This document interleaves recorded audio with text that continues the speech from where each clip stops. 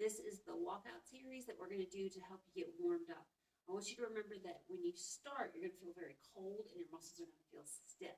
So we're going to do a couple of warm up parts of it where you just move nice and slowly, you breathe, you lean into the things that are uncomfortable in a way where you kind of wriggle and oscillate in that space.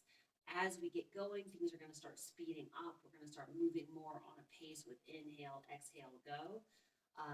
But at any time, if you feel like you cannot pace with your breathing, then you stop and get into a resting position where you can practice the breathing before you go back into the moving.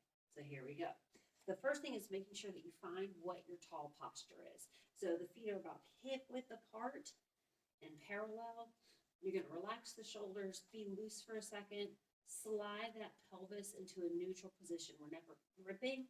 We're always sliding into a neutral position, broadening the chest, bringing the chin straight back. Then what you're going to do is the first few times, we're just going to roll down. We're going to peel like a banana. We're just going to start with the chin, touching the chest, going down one vertebrae at a time, letting your breath just flow. So you're going to inhale, exhale, peel that banana all the way down. Take your time. Try to keep the legs straight for as much as possible. At some point, you'll want to bend them, but for now, we're going to keep them straight. We're going to keep peeling like a banana, one vertebrae at a time, and then just hang out. Now, if you need to bend your knees and wriggle around, by all means, do that. Right? You're just trying to loosen everything up. So just let it all go. Don't grip. Then to come back up, you're going to start to bring the legs straight. And then you're once again going to peel, but this time you're going to stack. We're going to tuck the tailbone first. And then keep the belly button pulled in tight and roll up one vertebrae at a time until you get to the top. Let's do that again. Here we go. Rolling down. One vertebrae at a time.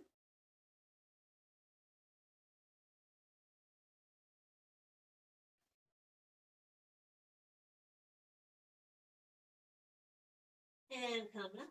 One vertebrae at a time. Tailbone tuck. We're going to really feel that belly button start to pull into the spine. Start to bring those legs straight. One vertebrae at a time, all the way up.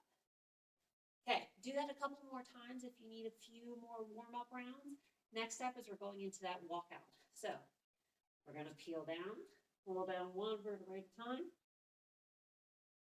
Take your time with this. You want to feel that opening of your spine.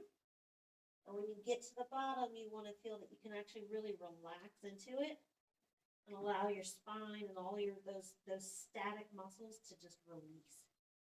Then you're going to bend your knees until your hands are able to reach the ground. You might need to go a little wider with your feet. Walk the hands forward. Now, when you're in this high plank position, the tendency is to either stay kind of high because there's very little work here, or to drape down, which is not very functional or useful for what we're trying to accomplish.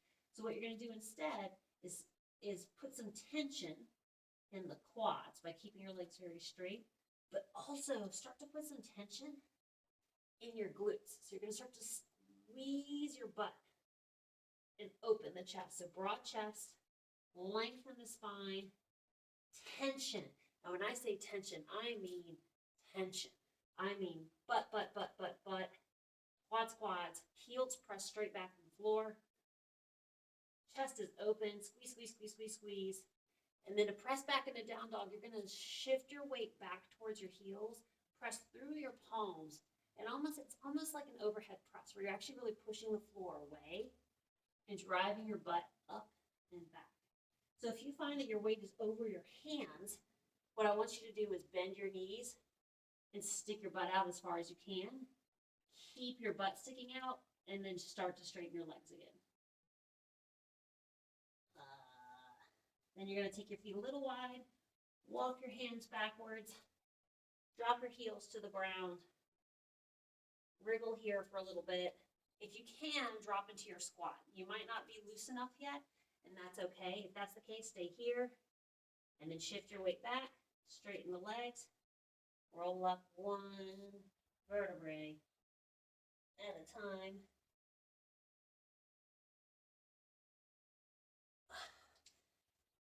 Let's do that again. So we're going to roll down. Take your time. And by now, you're going to start feeling like you're getting a little out of breath because your body is adjusting to the new workload. If you keep with it, instead of giving into the exhaustion, your breath will settle down, right? So if you find yourself swaying or humping, get to a position of ease, knees soft, pressed back, tuck your tailbone, tighten the abs, squeeze the butt. I have to check the mirror to make sure my form looks good. Squeeze your butt. Squeeze your butt, squeeze your butt. And we're talking squeeze. Open the chest. And then start to drop those hips down. But you got to keep the tension in your butt. So you're not pinching your low back. You're actually shifting your weight forward. It's called a hip pry or an upward dog. You're kind of prying those hips open. And then up and back into your downward dog.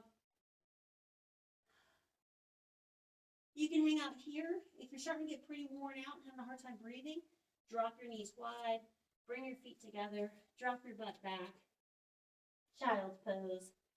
Always a win for a resting, breathing, steady position. Once you're ready, come back into your downward dog. Drive your hips up and back. Walk your hands backwards. Again, try that squat. If you need to take your feet wide, if you need to wiggle around, just use it as an opportunity to move your joints around in this new position. We don't have to get super strict about it, but I do want you to try to get your feet on the ground. If you're finding that your weight is up over your toes, you're going to put a lot of pressure on your knees. Then you're going to stick your butt way back, put your hands on the ground, take those legs straight, shift your weight backwards, and then you're going to roll up one vertebrae at a time.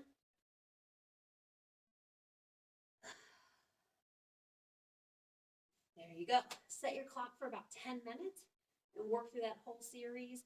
Anywhere you feel something grabbing, that's the place that you're going to work through it, taking your time in that moment to wiggle and move.